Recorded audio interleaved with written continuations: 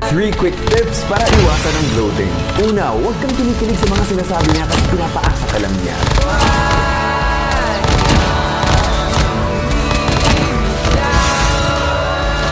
Ayun. Wala nang reply, wala nang response, wala nang musta. Hala!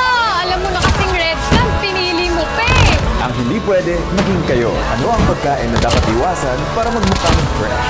Iwasan mo yung mga matatamis. Kaya kung sweet ang jowa mo, iwasan mo na yan. Sa una lang masaya.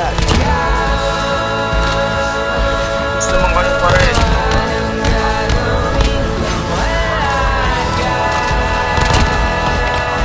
Hindi ka niya babalikan kahit magpakalasing ka. Nanlalamig ka sa akin, hindi mo na ako mahal tulad ng dati.